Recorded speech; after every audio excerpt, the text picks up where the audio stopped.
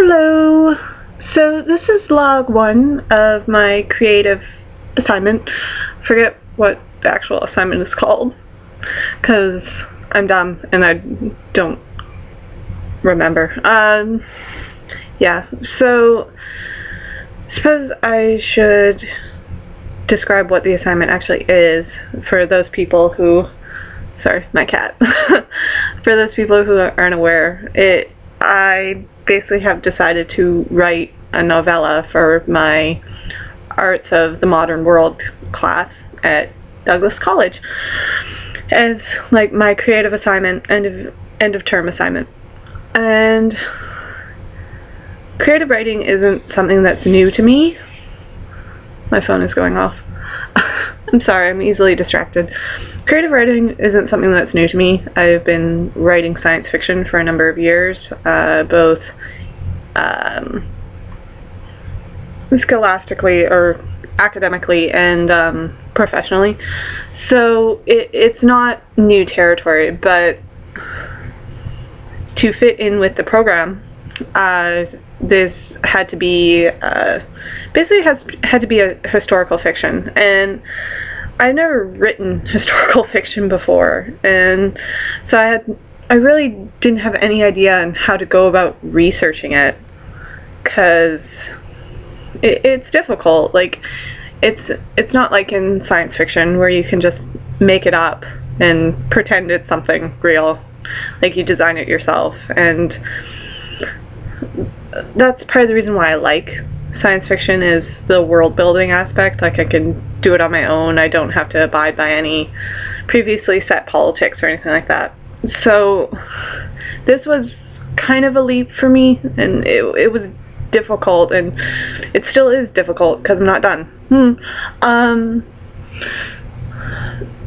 So maybe I should start kind of with where I am or what I've done so far. Initially, and this was due several weeks ago, we had to create a creative assignment proposal, basically stating like what we plan to do and how we plan to do it, how it fit in with the course. Magic, I don't know. And me, being the intelligent person I am a full-time student, so this isn't my only class this semester, and I had so much, I'm an English major, so I had a lot of other assignments. Stop walking. Okay, it's my cat. Okay, sorry. She's fiddling because she wants me to pay attention to her. I had a number of other essays and stuff, and I kind of put the research proposal on the back burner and kind of forgot about it, which is a really bad thing to do, and never do it because it's horrible. So I ended up writing it like last minute and realized that it required me to have gotten textbooks or like books out of the library and research shit. Sorry, shouldn't swear, that's bad. And I didn't do any of that because I'm smart.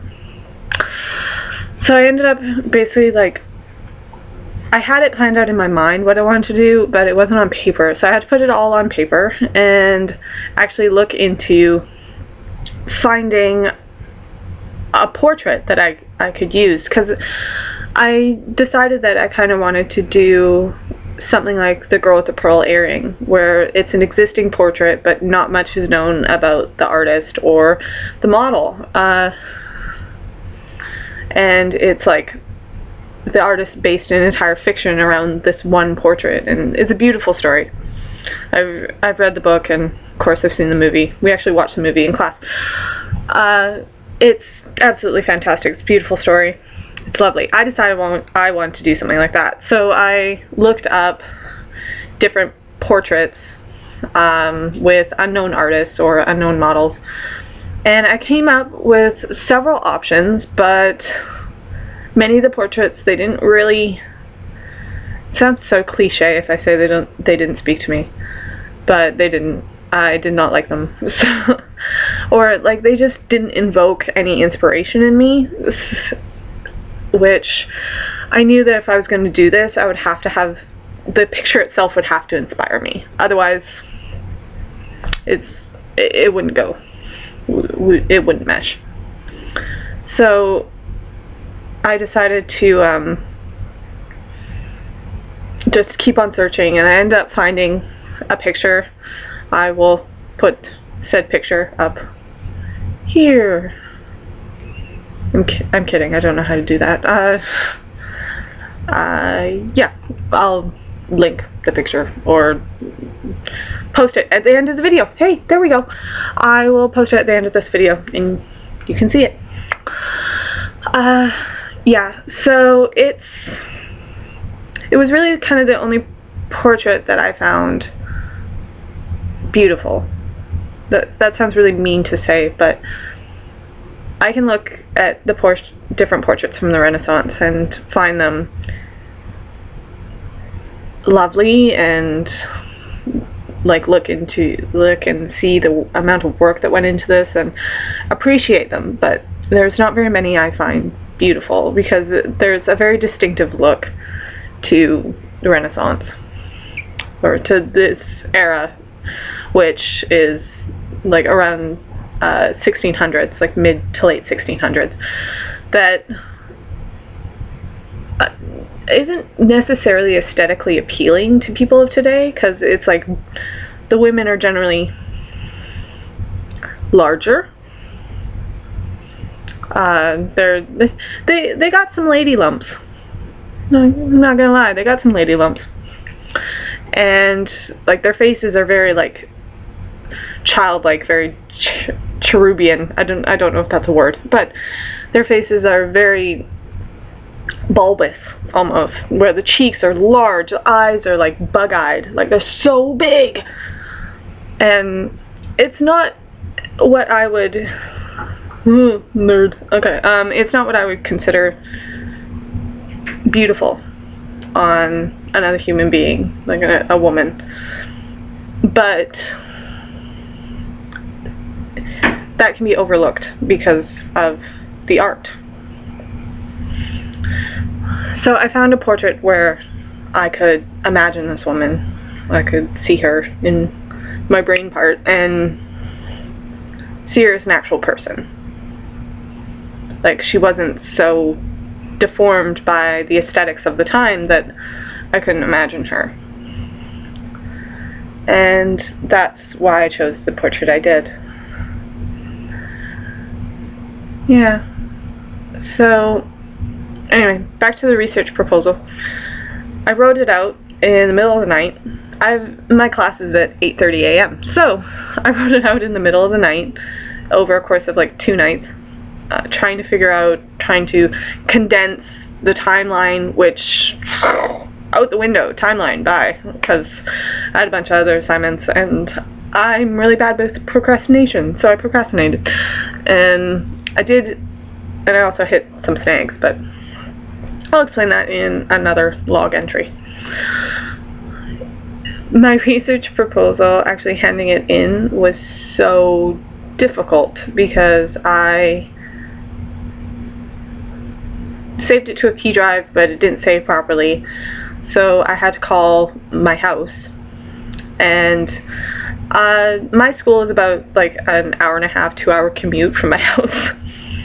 That's with driving, that's not transit, that's driving there. So it's not like I could quickly run home and get it. So I was stuck in the library at the school on the phone with my computer illiterate father, trying to figure out how we could get this assignment to me. And our router wasn't working, so our internet in our house was completely down. The computer would not, the big computer that's actually connected to the landline, would not read my thumb drive at all.